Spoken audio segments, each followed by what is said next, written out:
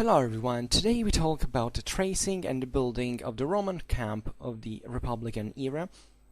So I tried to narrow down to this specific topic and timeline because talking about the Roman camps is very complicated. It's much more complicated than was usually thought. It's one of the few things we're actually rather well documented about in Roman history. You know, the Roman military. We know a lot, generally speaking, of the Roman military because of the importance that Rome had, all the sources that discussed about it, but objectively, there are so many things about the Roman military we do not know. I don't talk so often on Schwerpunkt about the Roman military. Specifically, I know that I've seen it at least from the stats that many of you are actually interested about this. I could increase it in frequency if it is necessary, but I like to do everything at a time. In any case, today we will talk exclusively about this, as there would be so much else to say. So this is not a video that really condensates everything we know about the Roman camps, because objectively there is a freaking lot to tell about it. If you want, this is also pretty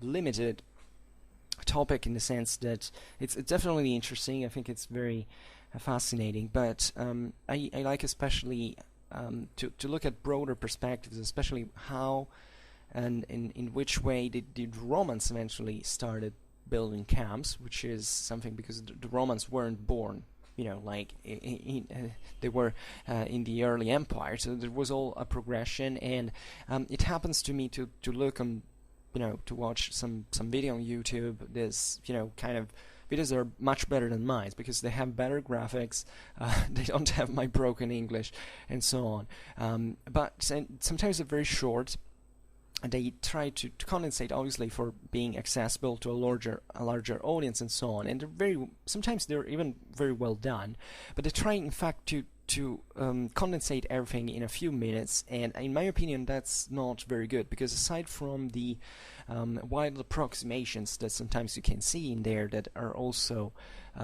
probably caused by the fact that these people kind of get the essentials, but maybe they don't get into the sources, they don't look at the thing in detail. But I think that looking tiny bit by tiny bit, through the sources, and looking at how this was so complex. It's not just a way to understand better how, in this case, the Roman camp was built, but to understand so much about the Roman, and not even about the Roman military in general, but about Roman politics and society as well. Today we're going to stick to rather tactical terms, and but just for saying that it's important to discuss a bit more openly and a bit more in depth the Roman military, in my opinion, given especially that seemingly there are so many people who are interested in it. So in my with my modest means, I try to do this. So let's give a look to it. And as I was saying, there will be so much else to discuss about the Roman camps. I chose the Republican era because also in here there is an evolution, as you can understand.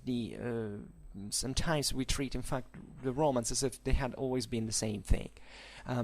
People were also, superficially acquainted to Roman history, perfectly know that this is not true because there were changes and variations, but sometimes still the essentials are a bit forgotten, in my opinion. At least in pop culture, there is no much of an attention, especially towards the origins of the Roman military, because everybody can Google something about early imperial times and you get all those data and so on. But when it takes even the Middle Republic, not just even the late Republic, even think about how misunderstood it is, often the Marian Reform that everybody discusses, but ultimately because we need to understand that certain changes in the military do not really occur because there is one guy who changes everything, and everything is always standard, and it goes on with essentially with these chunks.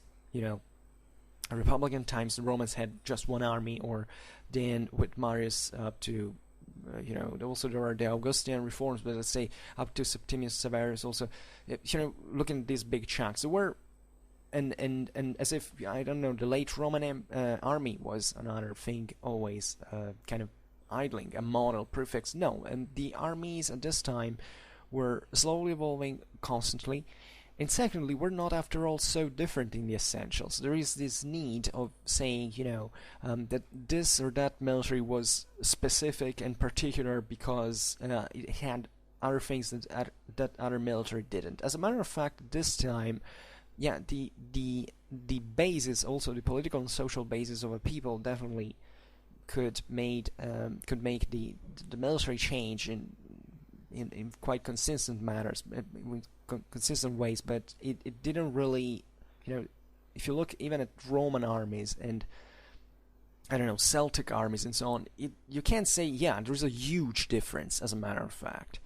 You can't look at the Roman legion and being, obviously being professionals and highly disciplined troops with a state that equipped them and so on, and looking at the Celtic army and saying, it was the same things. But really, certain problems, there was much less asymmetry in those times than with what we are used to today. Asymmetry is always there, but these armies sometimes in history was quite homogeneous. And when it takes, talk about the Roman camp, for instance, it's not something that the Romans always had in that fashion. The Romans weren't born like military engineers by vocation. That's something they progressively adopted over time. And it took many influences, but especially certain genetic characters of Roman politics and society that slowly made this evolving. And I don't know, this is not necessary now, but just for saying that we will discuss extensively about the Roman camps, also under other points of view. Today we're not even looking at how it was constructed properly. I mean, we're not looking at the tools and how the work lasted. We're essentially looking at how the Romans had this design in mind and how they were able to basically transform it into a camp. Especially talking about the camp plan, its geometry, and so on. So, also in here, we should make a relatively big premise, that is that the construction of the Roman camp happened according to certain schemes and habits and customs that were developed over time, but at the same time were progressively precise and consolidated. After all, this is the point. If you want to build a good camp, if you know the essentials and those essentials work, you're gonna use them for a long time. So naturally, every camp could kind of vary. You don't have to believe it was literally the same way every single time. Everything that could change, but it was remarkably, Roman camps were remarkably homogeneous compared to the ones of other populations, and this because the Romans had been able to absorb the notions also from the Hellenistic military, also from the Etruscan, agrimenser and geometrical notions and so on, that for building these camps in a very precise and effective way, and this went all along actually with a greater characteristics of the Roman military. At this point, today, I repeat it, we're talking essentially about the camp of Polybian times. They had a huge emphasis put on discipline, and the camp, aside from being objectively a structure that allowed and favored a big deal of things, including being safe during campaign and having this also this quick way of deploying, because we will see now also how internally it was organized. It was everything so extremely functional to moving the army and lodging it and so on. But it was also a way to basically to keep the Roman legionnaire focused also on this, because it's as if building this camp every single time the Romans, when they marched, they basically built a camp every single day. Can you imagine what this means? It means basically you as a soldier, you're basically revolving mostly around this, and at that point it's not even a matter of doing it because you're doing it mechanically, so it's normal. So you don't, at that point the Roman didn't even wonder to decide whether to build a camp or not, because this had become such a custom, such a habit that it had to be done. Point. And there was no way out of that. But it's really the morale. It's the idea that you identified you're being a Roman soldier by building this structure every time. That is what most of other peoples at least didn't do, or at least even those who did it, they didn't do it as well as the Romans did. So this was a reason of great pride, of esprit de corps also, because the camp was built by the whole legion. So you were all together doing this. You were all functional. Everybody basically was relying on what the others did. And this was really a way to strengthen the morale, to strengthen the discipline, because everybody had to obey, doing something that in this sense was both functional to the to tactical and strategical needs, but it also strengthened in this sense very much at the core the army morale.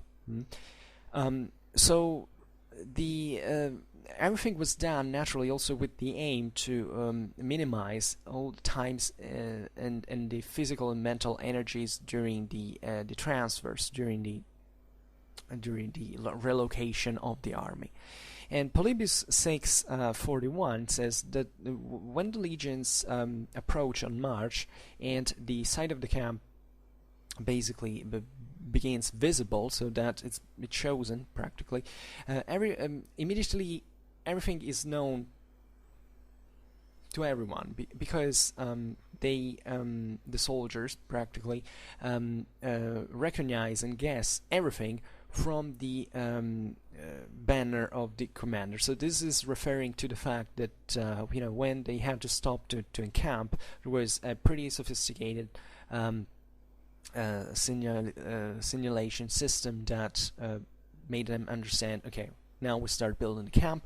Consider that a Roman army could hear that there were certain other technicalities, in the sense that the columns of the army, especially in certain contexts when, especially in friendly territory where there was no need to march in battle formation, etc., they kind of could form a very long line. So sometimes a Roman army, especially if it was of several legions at this time, it was starting to happen. They basically, because the normal had been two legions, one for each consul. This line was overstretched. So sometimes in these armies, the forward part of the column sometimes arrived and started building the camp, while the rear guard was basically abandoning the camp of the previous day, and dismantling it. So it was something that naturally was organized also in ways that unfortunately we can't see. So that also every situation is different. You can't, but nevertheless, there was such a habit for which it was normal, at least, to have the army prepared to perform such a task of building a huge camp, a huge functional camp every single day. Think also about the energies for building such a camp. And these guys could do it very quickly, very efficiently. Excuse me, I drink a little bit.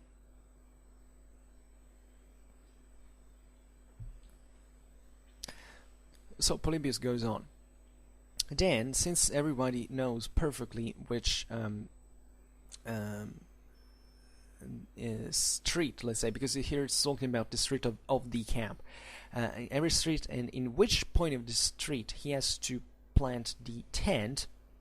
Since everybody occupies always the same place in the encampment, the condition is very similar of that of an army that enters in its own city.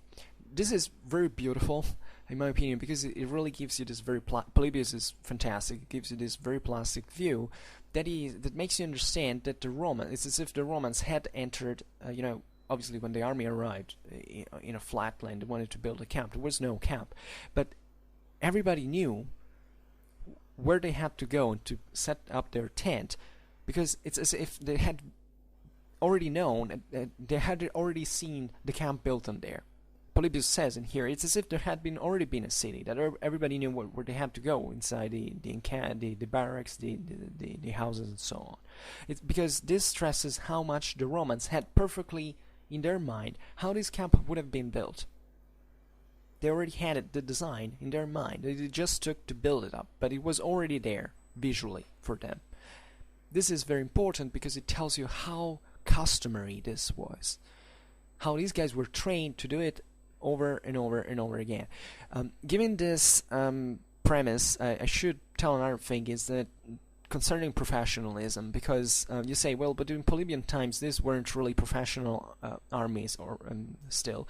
Well, this is not really true, and I don't want to open a parenthesis now on this, but this is a bit what I was talking about before for Marius. It's not that Marius really invented the professionalism of the Roman army, basically just sanctioned it, given that it had already been taking place. Since the Second Punic War, basically the Roman army had become professional in some way, because there were people who went in the army basically as a living. And even though armies were not permanent, because they were disbanded at a certain point, there would be these guys who were nothing but the so-called proletari, eventually, that Marius in fact accepted formally, abolishing the censual classes of recruitment, definitely, that joined over and over again. There were many problems also in terms of career, because there were people who had become centurions during a certain campaign. Now that when the army was disbanded, they re-enlisted, they had to start it over, and there were these problems, and this is especially the 2nd century BC is the moment of the crisis of recruitment in the Roman army, so a bit of that, but in the practice you realize that these armies were growing increasingly professional, not just because the campaigns now were much longer. Professionalism in the military starts always when war starts to exceed seasonalism in time. So these weren't the citizen soldiers, the peasant soldiers that literally took everything from their farm and went to war with that. First of all, that never really happened, because the state, even since archaic times, began to give them something, also in terms of equipment, well before the the Marian reform. What I'm trying to stress here relatively to the camp is that these were first of all, the Roman training was very, very harsh since the beginning, so we can't assume that it was always a standard, a minimum that these guys got before actually going to war, even in this Republican times, so that they already knew how to build a camp. But this visual, this expression Polybius uses is definitely describing people who did this as a living, that were so intensely trained that they couldn't be just levies. These were people who joined regularly the army, or at least stayed in there for a long time. These were more than, these were already professionals. Okay, it were already more than militia, and it were something that, in fact, this is pretty, it was happening quite frequently, that the army was now being also this combatism, this idea that only that the army had become a profitable way for people to even survive in the first place. It's kind of even strange, but the Roman society at this time was undergoing, as a very deep crisis, and for many people it was more convenient to join the army than doing other things, like living into the civil war. So the combatism, this idea that we are Roman soldiers in the sense we are professionals, it's something that eventually was developing since the 3rd century in towards this direction, and Marius just only formalized this, so that it was a way also to to seize loot if they were lucky and so on. So, but this is a digression, and it was just to make you understand that from these sources we understand that the transformation had already occurred. So how was this camp really built? So practically the first thing that was done was to plant an insignia of white color. There was a white insignia that was planted, and this had to correspond practically to the tent of the council. So, excuse me, I signed where I have to change the picture. So this was ideally the center of the camp. The council had, this privileged position, and this spot was chosen on the base of, where was the best view of the whole camp, so that ideally the council could dominate it, could look at it, and conceive it as, kind of a unitary vision.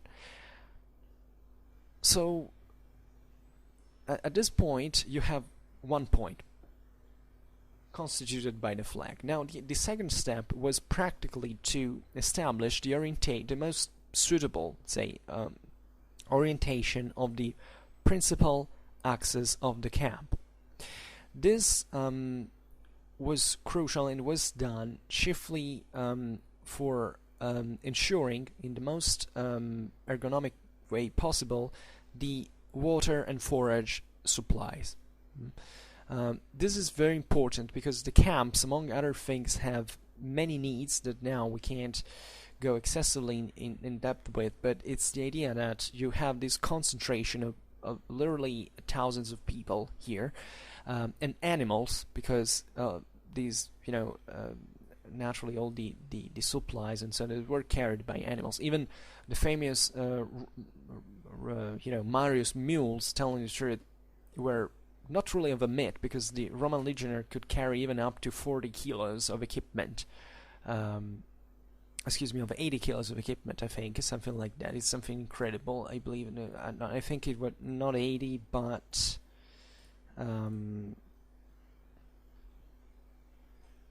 something extremely heavy, definitely, if the condition was needed in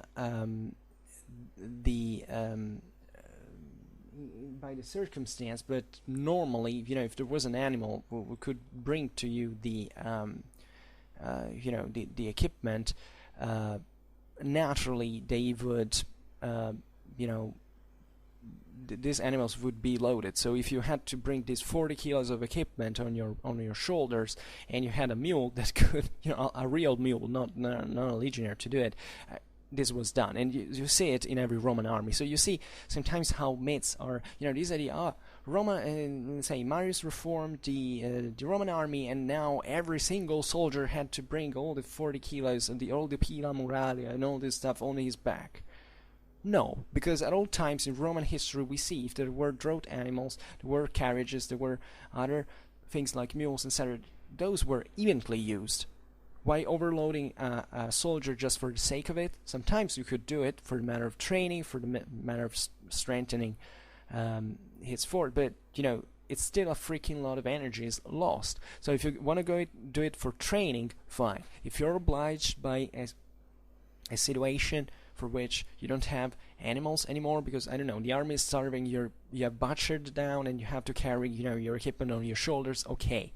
But if you can make economy of energies, that's always a good thing to do. What I was saying here, the orientation of the camp was practically thought to access easily water supplies, forage, and also it was very important to have especially the water supply had to be close, because among the other things you have to imagine all the problems related to the fact that this camp had to be cleaned. You can't say here with the, especially with the excrements of all the men and animals, closed. You have to need a current water close so that you can get rid of this, because at this time everything can be extremely dangerous. For instance, urine is toxic. It's not toxic, but there is when it evaporates from the ground, it leaves ammonia on the soil, which is toxic, which is poisonous. So that's you need to have fresh water close, and it just doesn't take, in fact, to drink, to have enough water to drink. And a Roman legion drank an enormous quantity of water, so you can't even say it's a hot place and there is no enough water. No, even if in the most humid places on Europe, you need these legions to stay close to very large basins of water, because otherwise the legion can't meet its hygienical need. And if you count just drinking is an enormous quantity. We'll talk about this one day. But also think about cooking. You need tons and tons and tons and tons and tons of water, and it's enormous, and you have to do constantly back and forth. So we don't know excessively much how this works. Naturally, we can imagine where also certain systems, like with buckets and all, but there was a huge continuous work in these camps to ensure the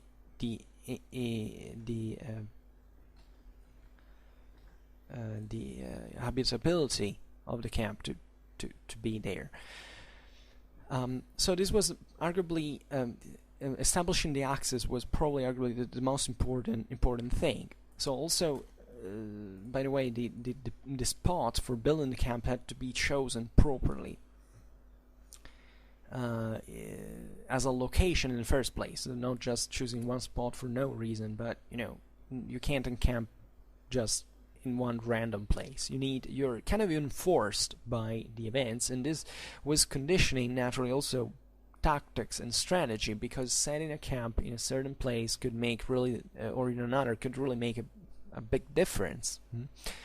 And sometimes this is important. There is not much of a choice, and the more you are also elastic in this sense, the more your troops are kind of trained for setting up a good camp. So even to overcome certain engineering difficulties and so on, the more you have also a tactical or strategical edge, because maybe the camp is placed on a place where you eventually you have to fight close to. So also the deployability of your troops has to be considered.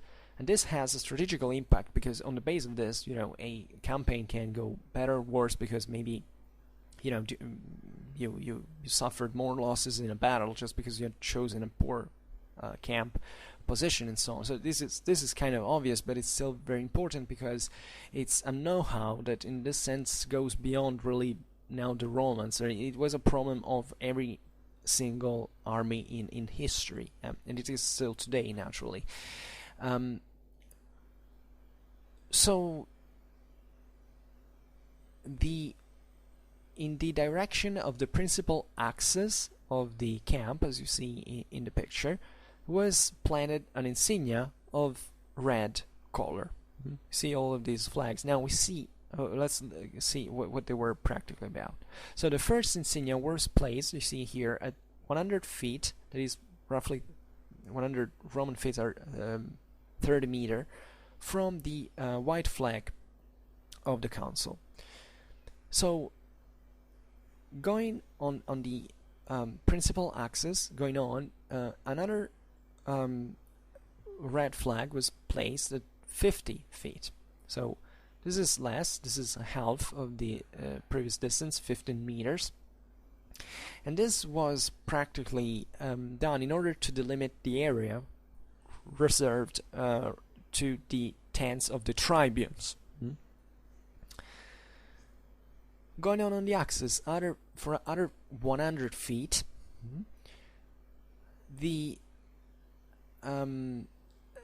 this would essentially delimit there would be placed a third insignia that at this point indicated the line of the tense of the first maniples, so when the troops began. So this area between the the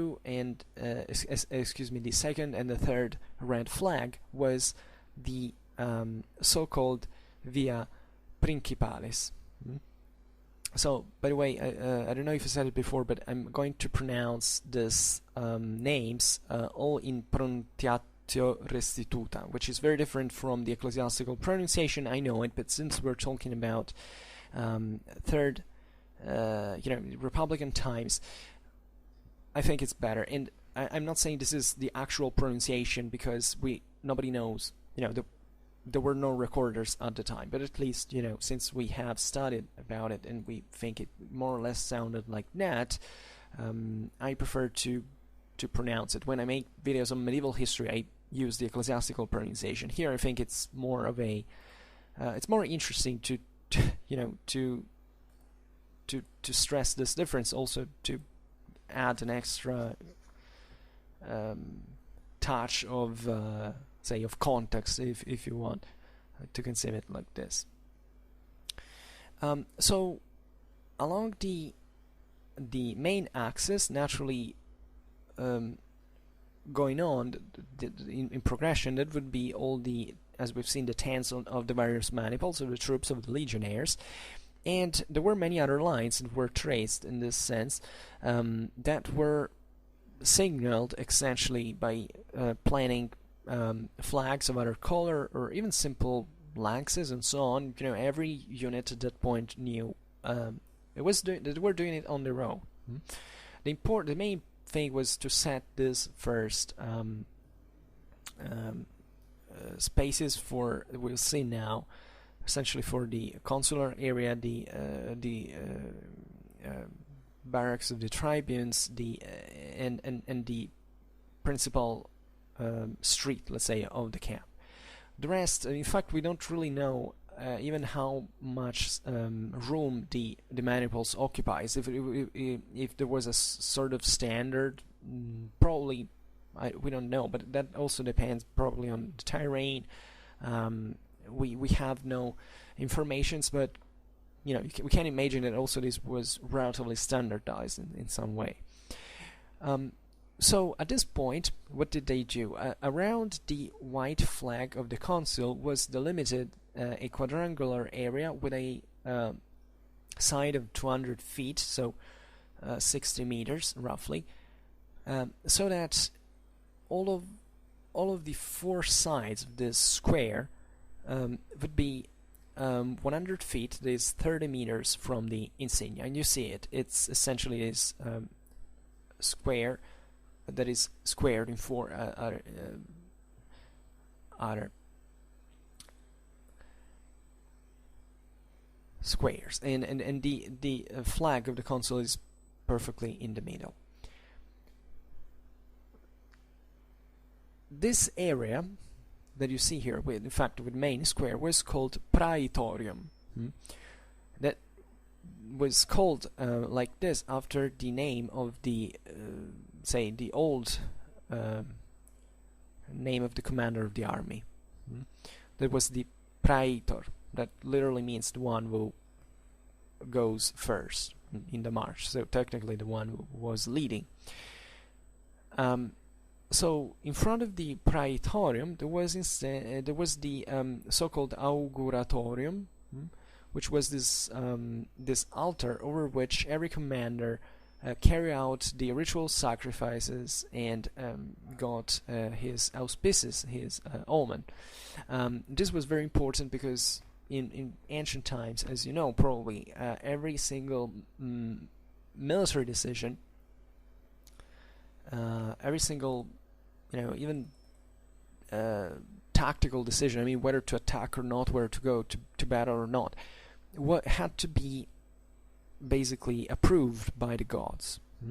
So with every army at this point, in the polytheistic world, there would be certain priests that accompanied the army and carried out the sacrifice. Actually, it was the consul at this point that carried out the sacrifice, and then the augures usually were the ones who would look at the how, I don't know, the blood of the victim spurted, or how its gods looked, and all this stuff to say, okay, the gods are with us, because it was believed that within the animals were essentially these divine traces, as these animals were usually sacred to certain deity and so on and so on. And this was very important because the whole ancient military kind of revolved around the idea that such divine support was needed for every operation. Then everything is kind of more but it was probably less romantic then,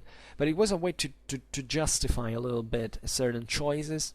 Naturally, we can't imagine this wasn't really done literally, in the sense that, yeah, all the sacrifices were carried out. We can't be sure of this, but the interpretation was pretty much subjective, and also depending on what it had already been decided to do. Likely there is a Lindy Beige video that deals with this. I don't remember how it's called, but I think if you Google Lindy Beige sacrifices, something like that, it tells you enough. So I think you can go check his video. I'm not going to repeat. I'm not fully convinced of everything he says, but essentially we agree on everything. So at least I approve him. But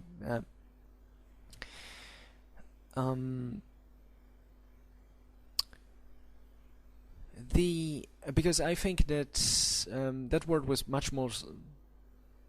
Yeah, I mean, the sacrifice could be kind of faked in a certain way, but still, people truly believe in these things. At least, I'm not making it a matter just of belief, but what I think we could stress more in that case is how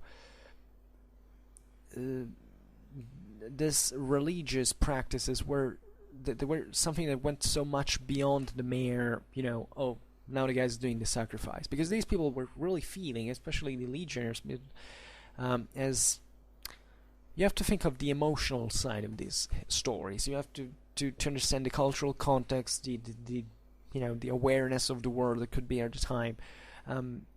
These people really lived focused on such things. The Romans especially were extremely kind of superstitious in their own way. They really looked so much at this, so it wasn't just a matter of saying, okay, we need this priest to tell us that the omen was fine because we need to attack, because it was felt that really those gods would have been angered if the response of the sacrifice would have been altered just for doing such a thing. And that's how the ancient peoples basically justified victories and defeats, in part also because if both armies attacked, it was because both of the armies had received favorable responses. So evidently one of the two was not extremely bad. Also in here it was a big deal of problem interpretations and so on, but nevertheless it was very, very important.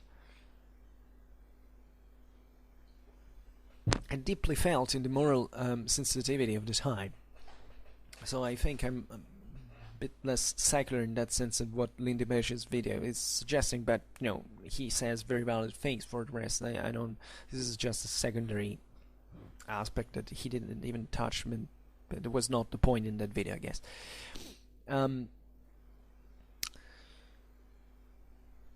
So, as we've seen here, there was the stripe, land stripe, that was meant to host the tents of the tribunes. And these were, as we've seen, this stripe was 50 feet wide. It was perpendicular to the principal axis of the camp, and it was comprehended between the first two red flags.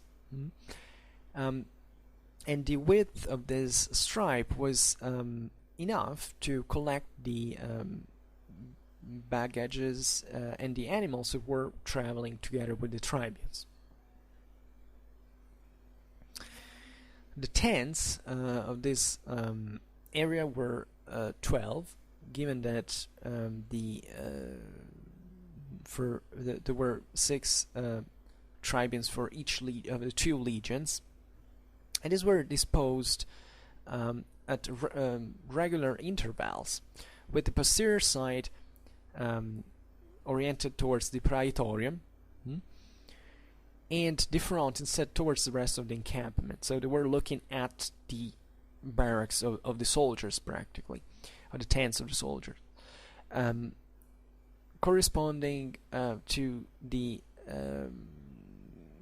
spaces occupied, in fact, by the Roman legions. So, and in front of the tribunes' tents, in the space comprehended instead between the 2nd and 3rd red flag, as we've seen, was left this space of 10 feet wide for the Via Principalis. That means simply the principal street in this sense, because really, as we've seen, even Polybius says it's as if this had been a city, and you really have to think that a Roman camp in this sense was a bit of a city on its own. For ancient standards, it was difficult to find such a large ordered construction and so on, and after all, many Roman camps were eventually becoming kind of permanent over time, as garrisons, etc. They would be the base for the development of a Roman city over it. So in part, it was this concept. It was a very, the camp was kind of a universe on its own. Even it was also pretty large one, pretty large space.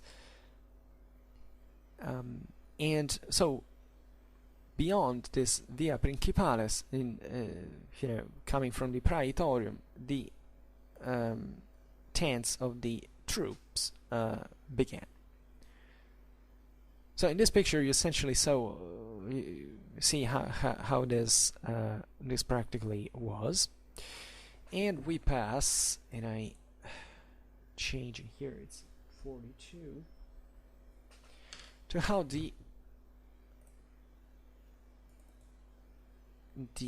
other. Let's see it now. Excuse me. I check now whether we have to look at the. Okay, yeah. All right. So, looking at the camp now, the tents of the knights, so of the equites, as they were called in Latin, on the first legion, were deployed along a rectangle called striga that was perpendicular to the Via Principalis. This rectangle was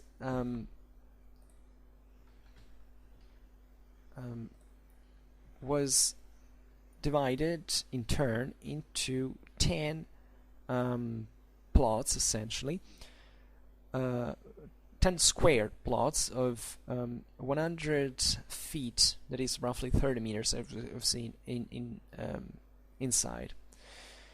So each one of these squares hosted, in the order from 1 to 10, a turma, that is essentially a cavalry unit of 30 knights with the respective horses and baggages. So there were 10 turmae, and this would make 300 knights. And instead, in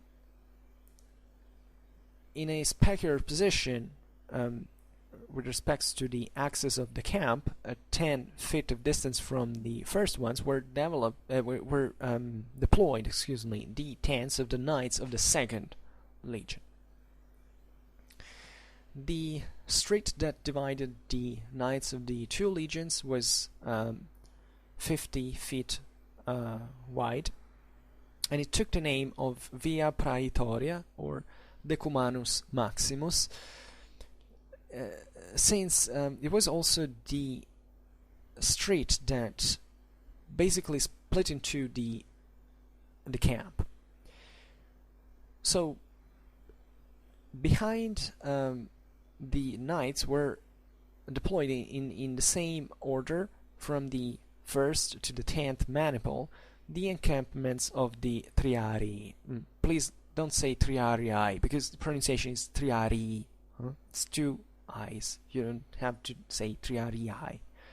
Triarii.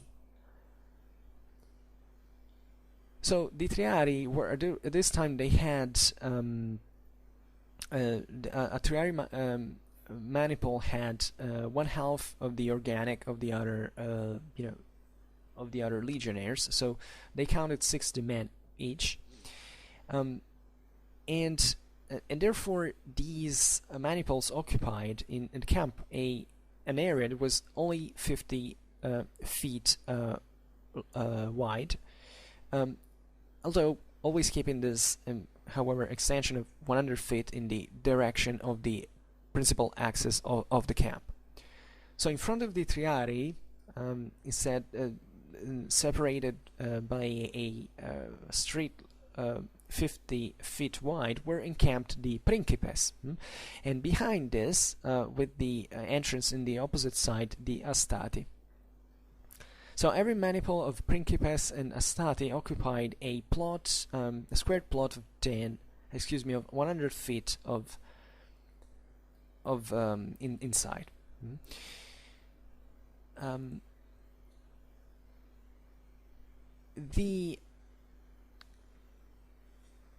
In this picture instead we can see the I changed the I write down the thing. You can see basically the subdivision of the internal spaces within these squares of 100 feet. There was reserved to a maniple either of Principes and Astati, given that they had already the same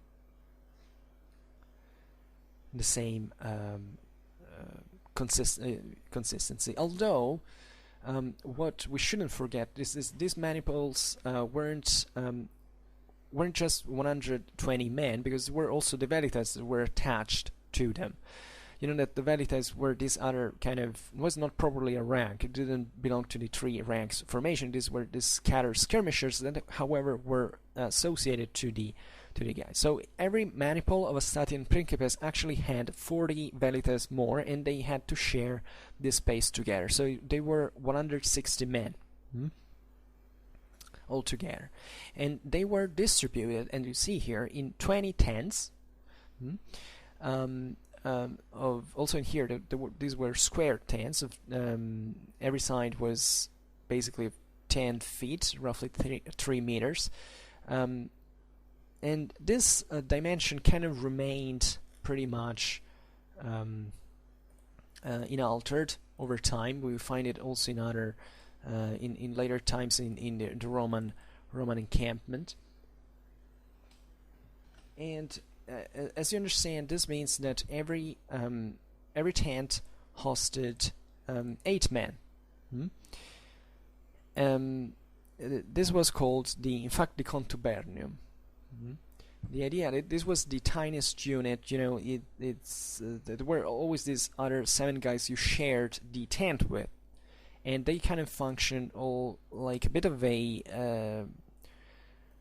as a body on its own. As we've seen here, we've started with the maniples, now going down to the various units. They all knew what to do, practically, in their own space, setting up their own tent. They were all responsible for their own collective, formation, where they were operating in. And in this space, you see also the tent, the personal tent of the prior and posterior centurions, that were, in this part there were two, in the maniple there were these 2 centurions for every centuria that made up the maniple. These 2 centuriae. And you have to consider, however, that this space was not truly always inhabited by 160 people, because there was indeed the constant need of guarding the camp. So at all times, in every maniple, there was always some, actually 1/4 of the wall maniple, so 40 men, carrying out guard duties around the camp. So there were essentially only 120 people in this area. And this means that even only 15 tents for each maniple were needed, so that there was a tent that basically was, it might have been maybe a rotation. I don't know how they coped with this, but at least one tent was kind of certain tents were changing inhabitants, let's say, given the rotation of these guard duties. So going back to the picture, in front of the Astati, at 50 feet of distance, began the apartments, let's say,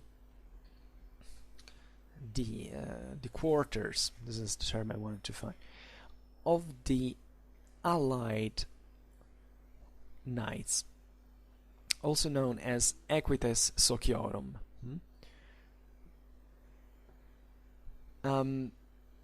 The Allied cavalry was renownedly recruited in 3 times the number of the Roman citizen cavalry. This time the Allies were a very consistent part, actually the majority, they made up the majority of the Roman army. And 1/3 of this whole force was so basically the equivalent of a Roman of the Roman citizen cavalry was picked to form sort of an elite cavalry, and these were known as Equites Delecti or Equites Extraordinarii. And these were quartered elsewhere, and it was actually deployed on 2 different strigae, that is plural of striga, that were parallel to the others and having basically the same dimensions. There were other 2 parallel strigae with the entrance turned towards the palisade of the camp, for the quarters of the Allied infantry, the so-called Pedites Sociorum. It's interesting because if you look at the picture, you realize that these Allied troops were lodged on the external side.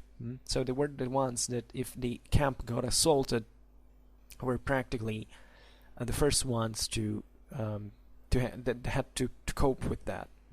While the Roman legionary infantry and cavalry as well was in the core, in the inner part. At least this, looking at the inferior margin of the picture here, naturally there was one side that was also into which the Roman citizen soldiers were exposed, but here you see it develops in depth. So the important was to have the praetorium kind of in the core, in the center of the camp, so that it was the headquarters of the army. So it was a very important part to protect and to defend. And you realize, in fact, that the extraordinari, so the elite troops, was all around the praetorium, so to defend it from with the very elite, while essentially the legionary infantry and cavalry was defended by the, say, average Allied infantry and cavalry. But we'll see now how they were further deployed. And the number of the Allied infantry comprehended also in here the Pedites Extraordinari, so this picked body of troops, and however their number was equal to the one of the Roman infantry. It wasn't like cavalry, it was more. So between the sixth and or the sixth, excuse me, between the fifth and the sixth maniple or turma was left a space of 10 feet that was parallel to the Via Principalis, that was known, you see here with the at the name of Via Quintana. It took the name from the fifth maniple, Quintus.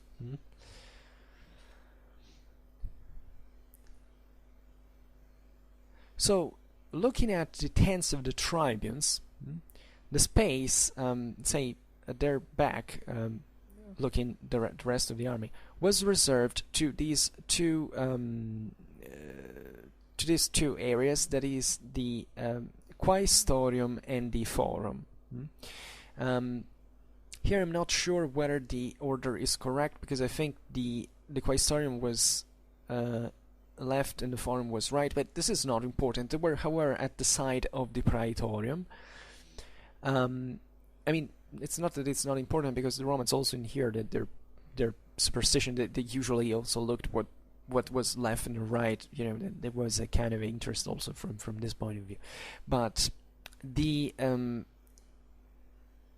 important is what these spaces serve to. So the Quiestorium was this large area dedicated to, reserved to the custody of the material and of the loot, interestingly enough, because, you know, that camps were loaded at this point with very valuable material. One of the greatest achievements during, when the campaign was to seize the enemy camp after a battle, so that you could seize all the riches, all the things. Also because the Romans, like any other army at the time, brought together with them many riches also for the deal of negotiations, diplomatic gifts. So there was a lot of money that was used, also because the Senate, basically from the Aerarium, took some money, gave it to the consul that was the one who practically had to deal with everything, even with the food supplies and so on. So there were lots of merchants that arrived from there to buy food and so on. You have to think that also the Roman logistics at this time was not, we are in the Middle Republic for this video. So we are in a moment in which there are no central the fabricae, much of the material was actually bought from the outside. So naturally, if you were, say, in Italy at this point, sure, it was easy, friendly territory, also well rich and developed and so on. You could buy everything without much of a problem. If you had gone somewhere else in a foreign country, go to, I don't know, to Spain, to Sicily, to the Balkans and so on, you have to deal also with other problems. You need to ensure the supplies with some other means. You would have merchants all around, gravitating around the camp and trying to and also many of the resources were collected by the same legionnaires, as you can imagine. Even foraging was pretty much of a necessity for every army. So there was the Quiestorium was reserved for stocking that material, and within the Quiestorium was also erected the tent of the Quaestor. So the Roman magistrate was in charge of the economical and administrative managing of the army. So he was the guy who took in charge this thing. The Forum, instead, with this wide open space, where it was a meeting place also for the legionnaires, and it was in this place that the Roman commander turned to the troops when he addressed the troops during his speeches. They were known as ad locutiones, or better, ad locutiones. These belonged to kind of the right of the army, this idea of making a speech that had to reinvigorate the morale and so on. And these speeches were were made from a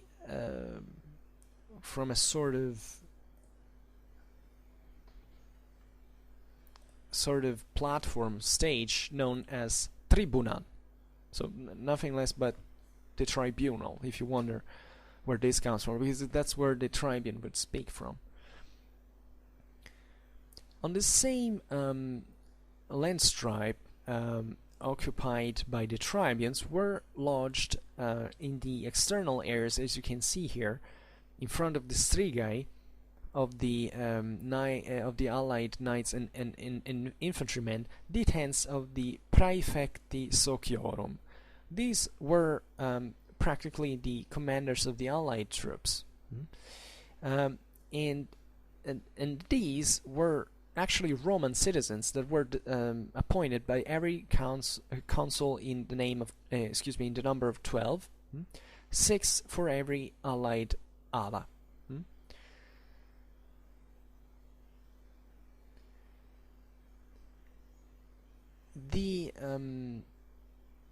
So in their rear, as we see here, were deployed with a depth of 200 feet and perpendicularly to the Via Principalis, parts of the chosen allied cavalrymen and infantrymen, as you have seen, the extraordinari, as we were saying before. The first ones were turned towards the Quiestorium or the Forum, and the others instead were turned towards the palisade. And these chosen troops were actually destined to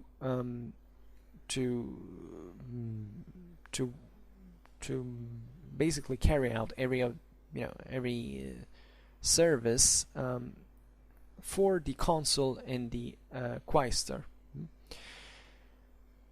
So besides or behind them there could be also lodged the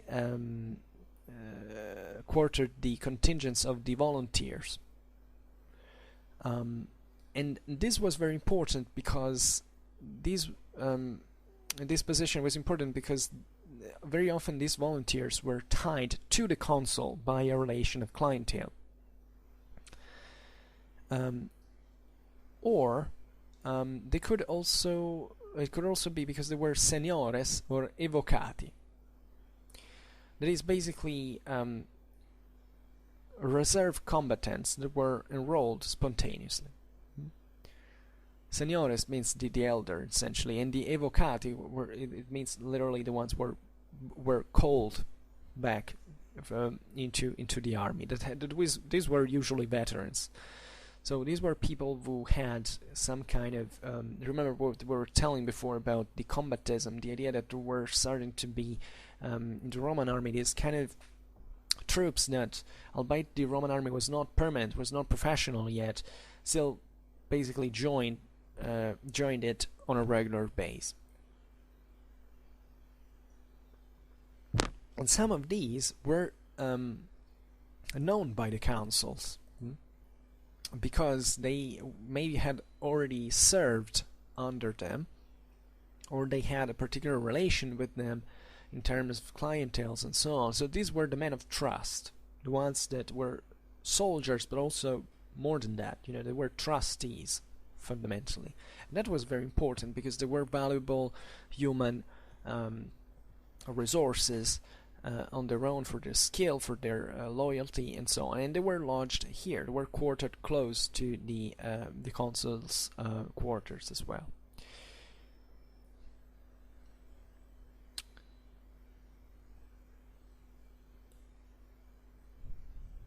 And within the seniores and the evocati were also quartered the essentially those who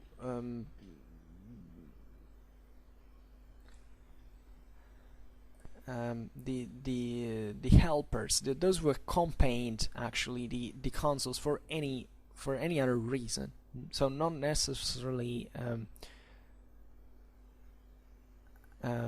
military men as such, part of the organic. And these were called the cohorts amicorum, that is basically the cohort of friends. It was made up by the so-called contubernales, that is the real friends of the consul, and also the young scions of the senatorial nobility that were aggregated to the army in order to make military experience. This was very important because the senatorial nobility at this point was meant to provide eventually the future ruling class that was pretty much involved into these military offices, so they had to get used to the idea of seeing how a camp worked, how decisions were taken. So this existed also in other peoples. It was done in order to kind of educate to train the young Roman noblemen to become eventually generals on their own.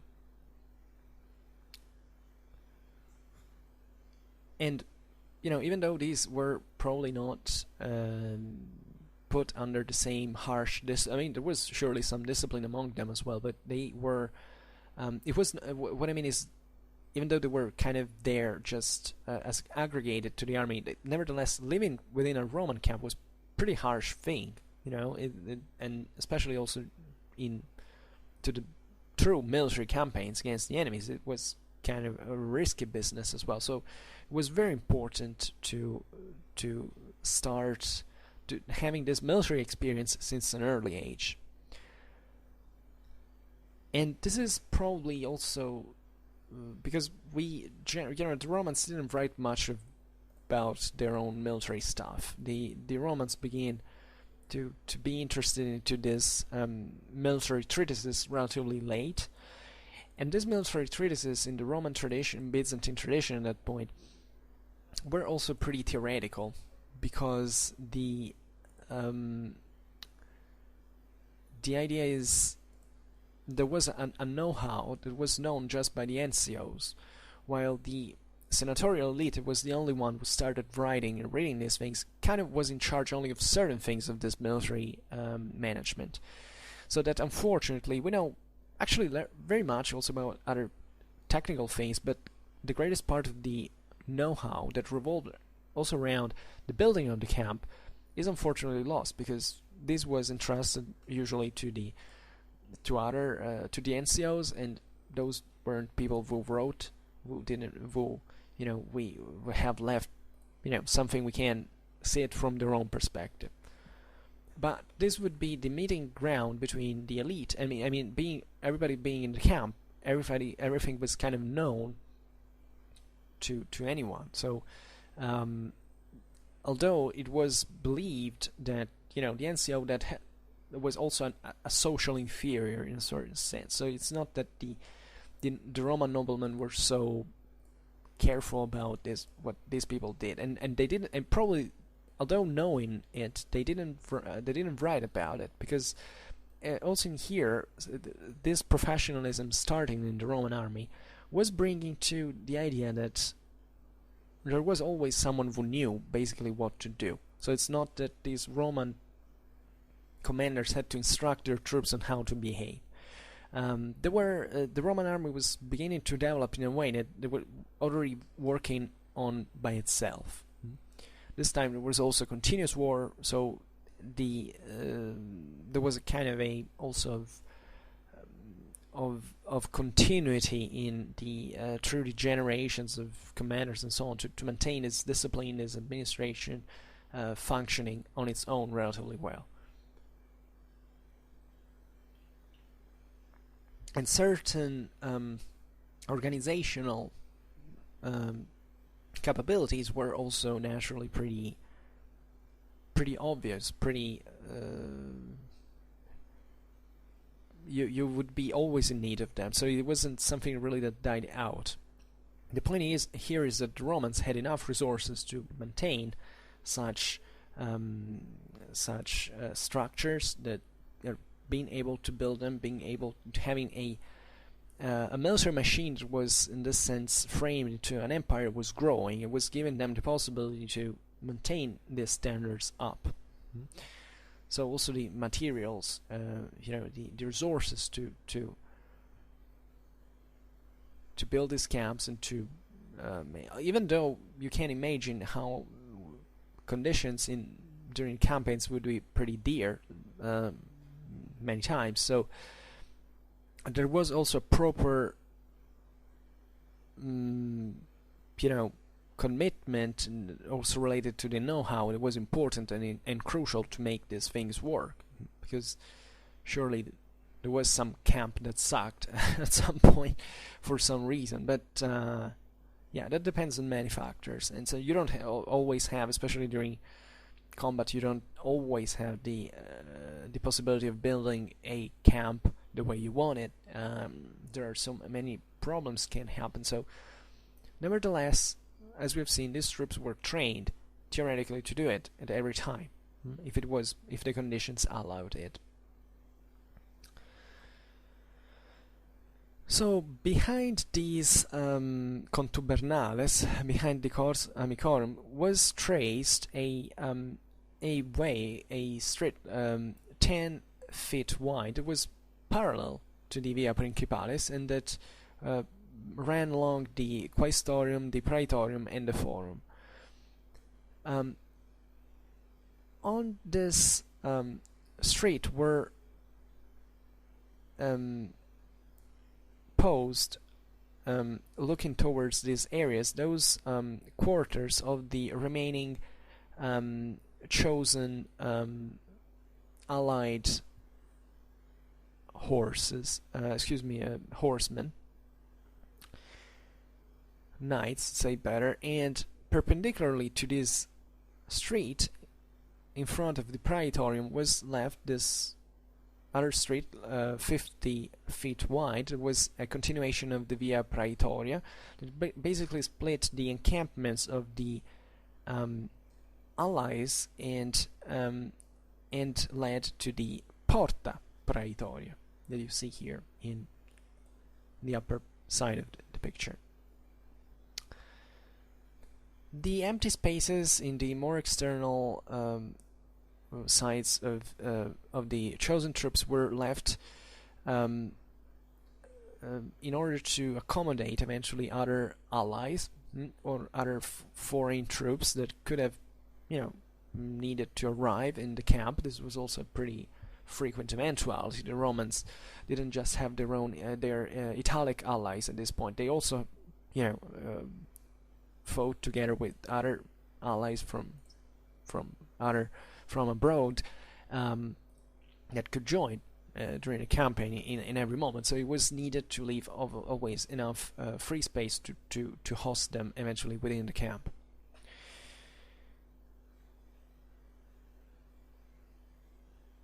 If you look at it, on every side of the camp, basically the encampments, the most external encampments weren't more than 200 feet from the palisade in distance. This space you see here was called intervallum, and it served not just as a security stripe to minimize, for instance, the chances being hit from the external. These were a good 60 meters substantially, so certain at least this protected you from the javelins, but not from the arrows and slings, for instance. But also in there, also the enemy had to come pretty close to the camp in order to hit, and just the only the most external tents. So it would have been, it was relatively safe, but it was also much more important actually to allow the same Roman units to maneuver within the camp. In fact, this disposition of the spaces were studied to allow the various units to come out of the camp in perfect battle order, and so it was conceived to make coming out the triplex Acies in its own regular order. That is, first the Astati, then the Principes, and then the Triarii. So from the 1st to the 10th maniple, each, and running rapidly in column along the internal streets of the camp in order to come out from the Porta Praetoria or from one of the other two lateral gates.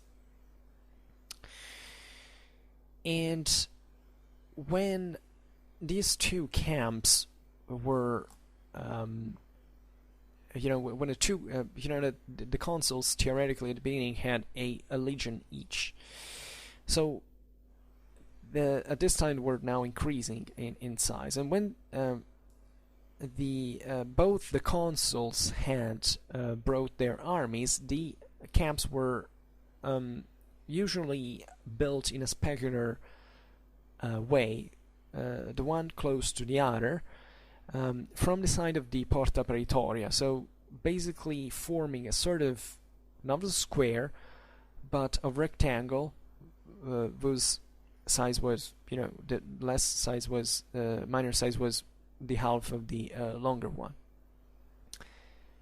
and this meant that the perimeter was also 1.5 more than the first camp. It was important to kind of, in this sense, minimize the perimeter, because this equated also that part of the perimeter had to be guarded. So by sticking the camps together, basically there was a side of each camp that was made up by the other camp, and so that didn't need to be guarded. So this reduced also in part the garrison duties within the same camp in proportion. And there was a formula with which we can close that basically was an oath that the tribunes made doing to everyone, both the freemen and the slaves, once the camp was built. And this is quoted from Gellius. And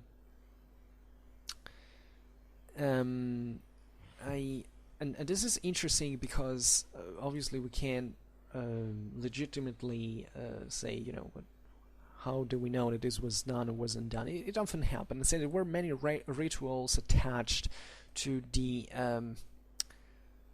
building of the camp in its place. The idea was the legionnaires felt very much this pride of having built a camp, and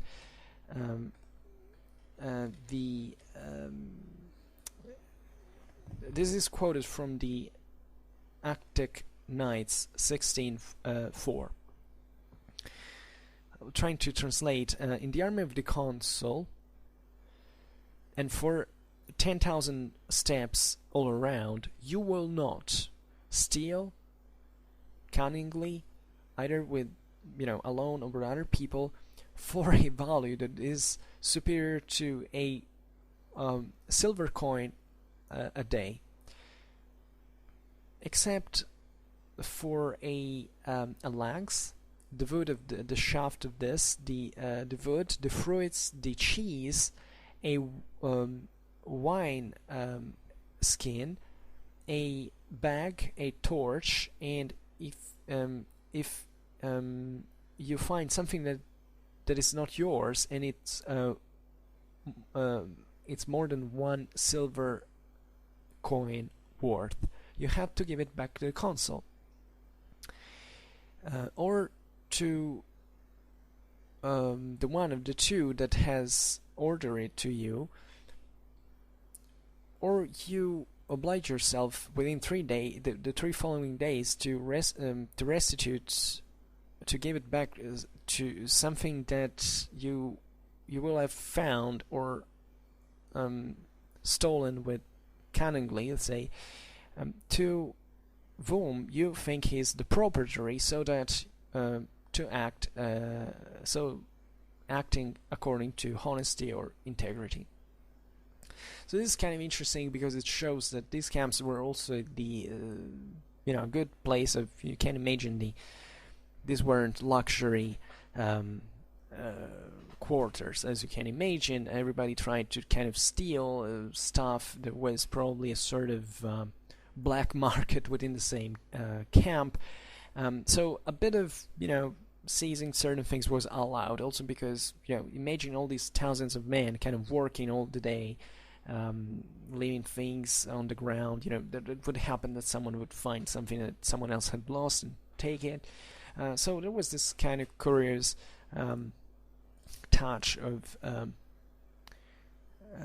this curious detail offered by Gellius, and I think for today we can stop in here. I just wanted to add that, as I said before, I will surely come back. I don't know how soon, honestly, but I will, on the Roman camps. This is very important for essentially understanding many other things of the Roman, as we've seen also today. How, even looking at how the troops were disposed in the camp, you understand something about how the Roman army was made up in this time. But there is so much else, and the construction of the Roman camp is, as I was saying before, probably one of the most identitary elements of the Roman military. There are beautiful also anecdotes related to this that show you really how the Roman legionaries were also galvanized by every day when they disbanded this camp. They were ready. There was also a common shouting to show they were ready to do it and go again. So this very strong moral commitment that the building of the camp entailed, even before the bare necessity of building a camp. You can argue that every single, this is also a bit, maybe I can add it today, and there is a source, I don't remember even which was ascended. Basically the Romans learned how to build camps only by Pyrrhus. So that's a very beautiful quote, because it shows one thing, that the Romans at this point were essentially taught by the Hellenistic school, that at this time was the most advanced. And at the same time, however, this shouldn't let us indulge to think the Romans didn't have any other camp before. They of course had camps. Even certain primitive peoples used camps. It's not so, of course they weren't so structured and so well organized like the ones that existed before this period. And the Romans, however, had since a very early age, also thanks to the Etruscan influence, this good understanding of geometry. They had a kind of an engineering mindset developing at this point, so they knew how to do things pragmatically. If you look at Roman architecture, Roman engineering, you realize the first objective of the Romans was pragmatism, to be pragmatic, something that had to work first and foremost. And they understood quite quickly, they were quick learners. The Romans learned relatively quickly their lessons, that this, if you want to use something, you have to do it fine. Either you do it or you don't do it. Practically, you can't do certain things that are just halfway through. The Romans thought that they had this commitment, necessary duty. They thought they were destined to conquer the world, essentially. So they had this idea. They wanted to show they were better than the others, and they were. I mean, that's what made them be. Sometimes in history, you realize that such a great result is achieved by also this continuous pressure. The Romans had these terms, the metus hostilis. There is this fear of the enemy that is intended not as a fear of because they were scared, but because there was this constant psychological pressure that the presence of enemies would basically enforce in their own society. So Roman history, especially at the beginning, was practically this one. The Romans were expanding fast, first in the Italian peninsula, then into the Mediterranean, and they were, up to a certain point, really challenged by certain enemies that were sometimes even capable of defeating them. I mean, in as a whole, I mean, the Romans risked pretty harshly, even during the Second Punic War. I know there are people who, up to the Second Punic War, there are people who say no, the Romans were destined. There are lots of Roman fans. I need to stress this, but this is not a historical thing. You know, they had to win anyway because they were the Romans. That's general. It's not so. And if you say things, you actually insult the Romans because you don't understand how much they struggled to achieve what they did and how much they risked and how much they made it through the odds. So these simplistic comments are pretty stupid. And this is, however, the moment in which the Romans developed at fullest these practices. You know, that especially the Second Punic War is the moment in which the Romans fully understand the Mediterranean dimension of their empire. That before there was a part of the Senate that still thought they had to remain within Italy. There were very conservative views many times. The Romans opened at Hellenism, and they began to absorb also these practices. Even before the Second Punic War, indeed, the Romans hadn't made an enormous use of artillery, for instance. Since the First Punic War, they had, especially when they went into southern Italy, into Sicily, they began to meet this Greek consistent Greek cities with fortified perimeters and so on. So they began to need to develop vassals in this siege warfare, in military engineering, and start using certain. But everything was kind of progressive, and the need of a camp is kind of constant at every time. It starts from very elementary needs that you can understand in many ways. Also, other populations made use of camps. It's also they're usually not credited with being such great military engineers, but it was pretty normal. The point here is there was not a huge dishomogeneity in the substance of what a camp was, but really it was about the sheer organization that existed beyond that camp that explains you how it could be created so well, so effectively. There is also a tradition that basically stresses the fact that the Romans had a much greater, they were much harsher in punishments towards those who had been found, for instance, asleep during the night watch and all these things, because this makes you feel how I don't even know how to say it, how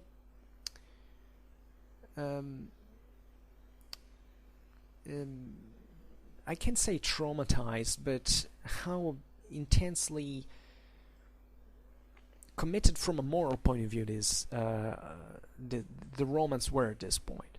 You can't understand moral discipline if you don't understand the metus hostilis that the Romans had gone through these things. They had to prove the world there were something. After all, the Mediterranean at this point had been practically dominated by the Greeks. Even if you look the Carthaginians, these were also pretty much Hellenized in certain, especially they had an Hellenistic mindset in the field of warfare, especially since the First Punic War and so on, because the Romans had to prove they were kind of not barbarians, but the Romans were halfway between this. The Romans probably achieved so much because they came from this background. It was in many ways much more similar to the tribal world of Central Europe than the advanced urbanized and civilized peoples of the Mediterranean.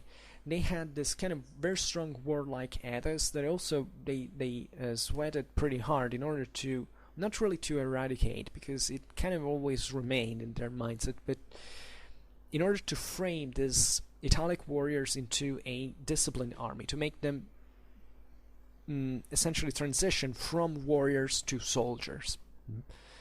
And please don't tell me that it's the same thing, because I know that today, that there is the idea of this pretty sad fashion of calling soldiers our warriors, and this is completely wrong at so many levels, but not just historically speaking, but also politically speaking, civically speaking. The Romans maintained kind of both the same things. In order to understand the Roman army, you have to go into this idea that they weren't the modern, secularized, rational world we want them to have been. That is something we have started to build essentially from the 19th century. It's a prejudice that we still take together with us. I know maybe this digression at the end is not so important, but it is in the measure in which I will progress in talking about the Roman military, and if you are interested, please keep it in mind. I've already done some video on the Roman military that explains a little bit how this practically was, but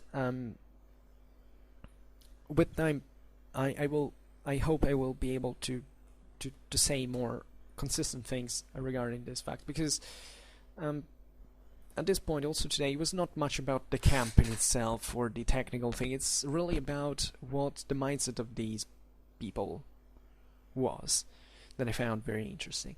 So, however, this is it. I don't know if you liked the video. I hope so. Anyway, if you did, please share it. Otherwise, leave a like or a dislike if you didn't like it.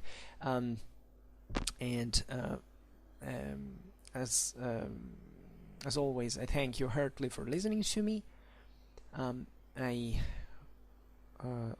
Otherwise subscribe to my channel, which I didn't say, but that's not important. I mean, subscribing, I realize it's not such a... I never subscribe to any channel, telling the truth, but it can be interesting for you only if you're interested in what I say, if you want to hear it regularly.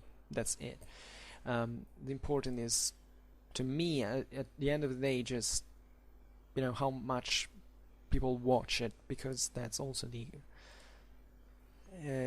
so that stays on me. It's not something I have to ask you, because you're going to do it autonomously. Subscribing is just a way to make me understand how many people actually are fully committed in what I do, because of course you don't have to be, even if you're subscribed, who cares? I mean, if I make a video every day, you don't have to stay here watching everything, but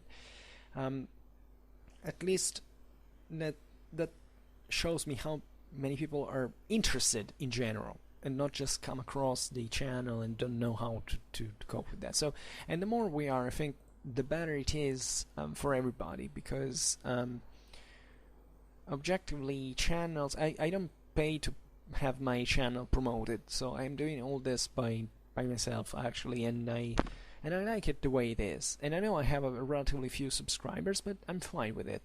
As long as they're committed, I'm happy. And I think this pushes me to do more and better, hopefully, even if I know my contents are not this enormous entertainment, but I still try to make certain points that are important, and that's why my channel will never be probably as popular as those ones who use beautiful graphics, they have everything scripted and so on. It's just me rambling, I know. But I care about the point. I know it's not a successful formula, but if I'm able to deliver that food for thought, not teaching, because I don't teach anyone here. I think I'm pretty neutral in this. I stay open. That's mission accomplished to me. So that's the real point. And whatever. Now I shut up. I thank you heartily for listening to me. I wish you a nice time, and see you next time. Bye.